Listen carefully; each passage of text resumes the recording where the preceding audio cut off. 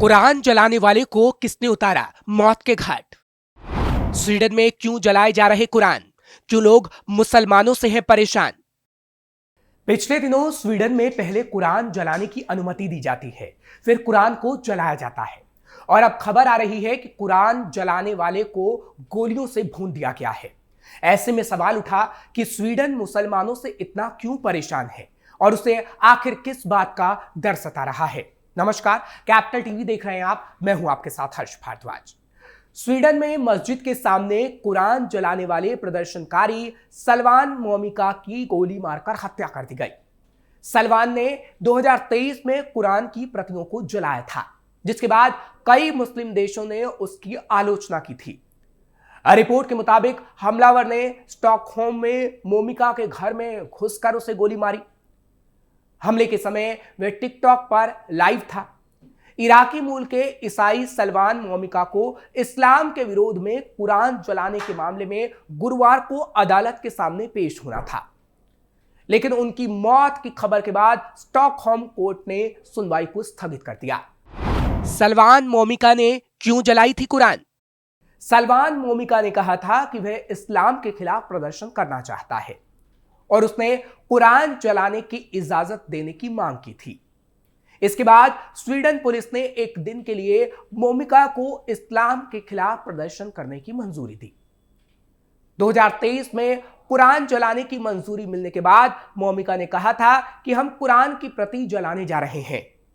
हम कहना चाहते हैं कि स्वीडन अब भी समय है, जाग जाओ, यह लोकतंत्र है। हम मुस्लिमों के खिलाफ नहीं हैं, लेकिन हम उनके विचारों और मान्यताओं के खिलाफ हैं। मुस्लिम धर्म का बहुत बड़ा नकारात्मक असर पड़ रहा है और इसे दुनिया भर में बैन किया जाना चाहिए। स्वीडन में कहां से आए मुस्लिम। यूरोप में मुस्लिम आबादी सीरिया, इराक और युद्ध से जूझते देशों से आती गई। शुरुआत में यहां शरणार्थियों को लेकर सरकारें काफी उदार थीं, उसमें उनका खुद का भी हित था। कम आबादी वाले देशों के पास पैसे भरपूर थे और उन्हें काम करने के लिए मैन पावर की जरूरत थी। तो इस तरह से 60 के दशक से यूरोप में मुस्लिम आबादी बढ़ती गई। यहां तक सब कुछ बढ़िया दिखता रहा। यूरोप और मुस्लिम दोनों एक दूसरे की जरूरतें पूरी करते रहे, लेकिन फिर चीजें बदली। 80 के दशक के दौरान ईरान के धार्मिक नेताओं ने इस्लामिक जागरण की बात शुरू कर दी। वो अपील करते हैं कि यूरोप जाकर खुद को यूरोपियन रंग रूप में ढालने की बजाय मुसलमान खुद को मुस्लिम बनाए रखें। यहीं से सब बदलने लगा। मुस्लिम अपनी मजहबी पहचान को लेकर कट्टर होने लगे। पहले जो लोग फ्रांस या जर्मनी में आम लोगों के बीच घुल मिल रहे थे, वो एकदम से अलग होने लगे।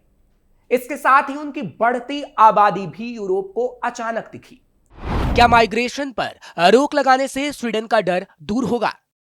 प्यू रिसर्च सेंटर का डेटा कहता है कि अगर इसी वक्त यूरोप अपने बॉर्डर सीलबंद कर दे तो भी कोई खास फर्क नहीं पड़ेगा। मुस्लिम आबादी बढ़ती ही जाएगी। इसकी वजह यह है कि वहां रह रही ज्यादातर मुस्लिम आबादी की औसत उम्र 13 साल है।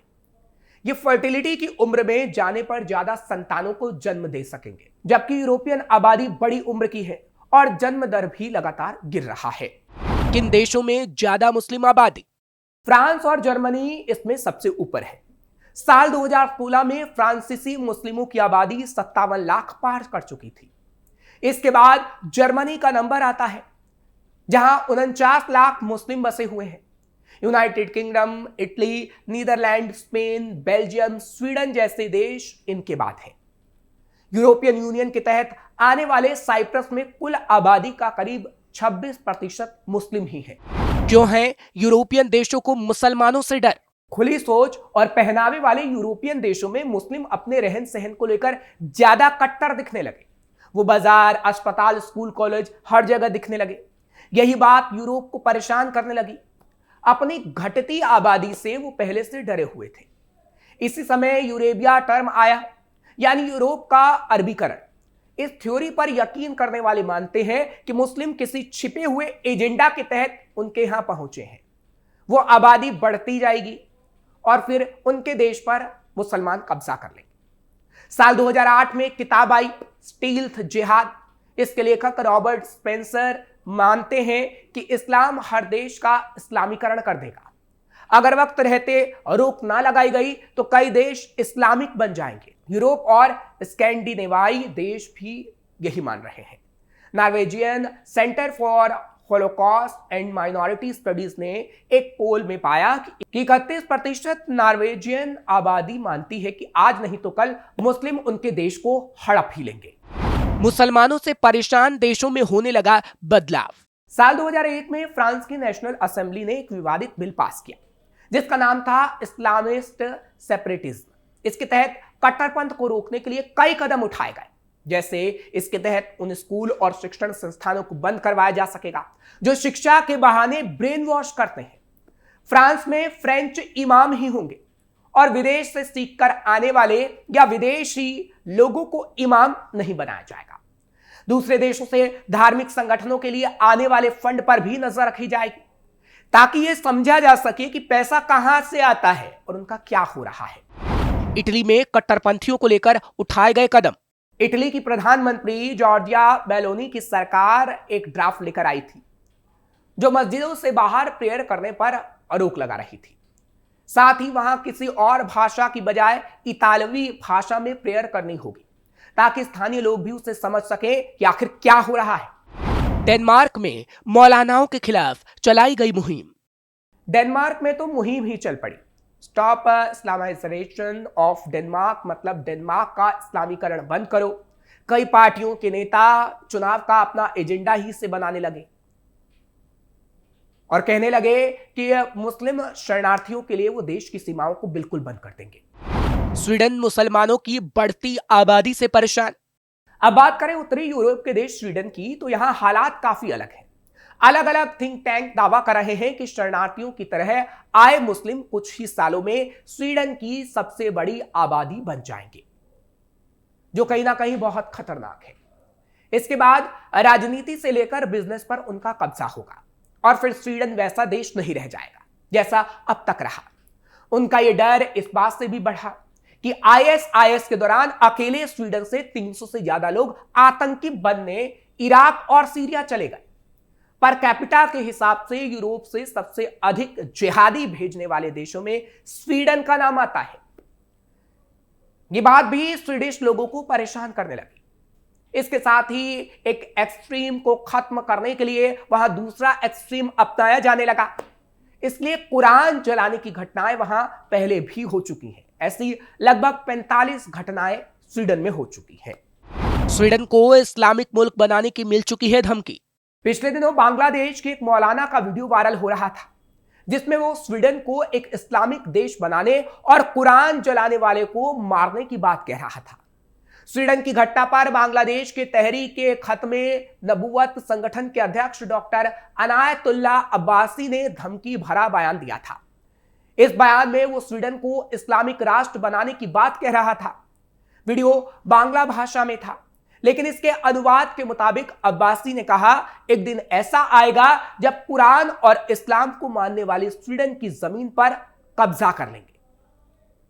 कुरान की बेइज्जती करने वालों को शरिया कानून के तहत मौत की सजा दी जाएगी। अब्बासी ने भीड़ को संबोधित करते हुए संयुक्त राष्ट्र को भी निशाने पर लिया था। इसमें उसने कहा था कि संयुक्त राष्ट्र इस मामले में अपने प्रतिनिधि को तलब क्यों नहीं करता। हमारे 57 मुस्लिम देशों को इस क्रिश्चियन क्लब को बहिष्कार करना चाहिए। संयुक्त राष्ट्र के जरिए कभी भी मानवाधिकार लागू नहीं हो सकता। अनायतुल्ला अब्बासी ने आगे धमकी देते हुए कहा, डेनमार्क में पैगंबर मोहम्मद के खिलाफ लिखने वाले अखबार के एडिटर की हत्या की गई थी। अगर स्वीडिश सरकार जरूरी कदम नहीं उठाती तो स्वीडन भी एक दिन इस्लामिक मुल्क होगा। पूरे यूरोप में बढ़ती मुस्लिम आबादी खतरे की घंटी। स्वीडन में लोग मुसलमानों से काफी परेशान हैं और उन्हें डर है कि मुसलमान स्वीडन पर पूरी तरह कब्जा करते जा रहे हैं। यूरोप में भी कट्टरपंथियों ने कितना कुछ किया वो भी भयंकर है। कहना होगा कि दुनिया के एक बहुत बड़े सभ्य समाज में आज इस्लाम एक डर के रूप में देखा जाने लगा है। भले ही फिर इस्लाम को मानने वाले ज्यादातर लोग सभ्य और सुसंस्कृत क्यों ना हो, लेकिन उनके बीच में से ही निकले असभ्य और जिहादी तबका जिस तरह का व्यवहार दुनिया भर में प्रस्तुत कर रहा है, उसने आज पूरी मानवता के लिए संकट को खड़ा कर दिया है। तथ्य यह है कि कुछ मुसलमान चरमपंथी हैं और आतंकवादी कृत्यों को अंजाम देते हैं।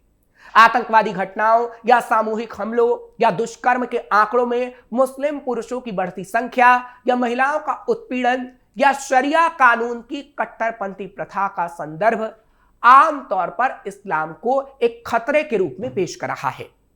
इसलिए कई देशों में अब मुसलमानों को धीरे धीरे बैन तक किया जा रहा है। फिलहाल आपको ये खबर कैसी लगी, आप कमेंट सेक्शन में जरूर बताएं। खबर को लाइक शेयर करें, कैपिटल टीवी को सब्सक्राइब जरूर करिए।